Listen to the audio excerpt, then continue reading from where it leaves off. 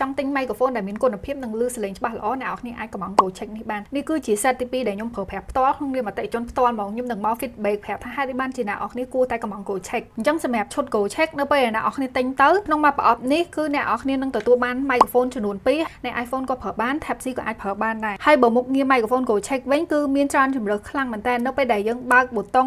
on ហើយនិង off សលេងទី1ហ្នឹងគឺសលេងដូចខ្ញុំកំពុងតែ record នឹងអញ្ចឹងពេលដែលអ្នកនរគ្នាចង់ផ្លាស់ប្ដូរមុខងារអ្នកនរគ្នាចុចប៊ូតុងឆ្វេងដៃ load ចុះមកក្រោមទៅគឺជាប៊ូតុងកាត់សំឡេងរំខានពេលដែលយើងទៅខាងក្រៅប្រកាសថាមានសំឡេងជាច្រើននៅយើងចូលមកអញ្ចឹងគឺយើងកាត់លឺច្បាស់ខ្លាំងមែនតើចុងក្រោយមុខងាររបស់គេហ្នឹងគឺមុខងារ karaoke អ្នកនរគ្នាចង់ច្រៀង karaoke កំសាន្តលេងក៏បានដែរគ្រាន់តែមាន microphone go check នៅផ្ទះហ្នឹងមួយអញ្ចឹងមានន័យថាមួយ set ហ្នឹងគឺអ្នកនរគ្នាអាចប្រើបានច្រើនជម្រើសខ្លាំងមែនតើក្នុង set របស់គេនៅពេលដែលអ្នកនរគ្នាទិញទៅហ្នឹងគឺគាត់នឹងថែមដោយសារ microphone ហ្នឹងឲ្យយើងមួយអញ្ចឹងនៅពេលដែលប្រើអស់ទៅប្រអប់ go check ហ្នឹងគឺអ្នកនរគ្នាអាចបញ្ចូលម្ដងទៅគឺ microphone 2ហ្នឹងគឺសាកក្នុងពេលតែមួយទាំងអស់ហ្មងគឺចំណេញខ្លាំងមែនតើហើយគាត់នឹងថែមក្បាលក្របម៉ៃហ្នឹងឲ្យយើងចំនួន2ដែរដើម្បីងាយស្រួលក្នុងការដែលយើង record ហើយនឹងមានប្រដាប់ឆក់ម៉ៃបើសិនជាអ្នកនរគ្នាអត់ចង់ដាក់ម៉ៃនៅខាងក្រៅអ្នកនរគ្នាចង់ប្រកបនៅក្នុងអាវយើងក៏បានដែរងាយស្រួលខ្លាំងមែនតើហ្មងបើអ្នកនរគ្នាចង់បាន microphone ដែលមានគុណភាពនិងឮសលេងច្បាស់ល្អកុំភ្លេចកំង go check បានណាអរគុណ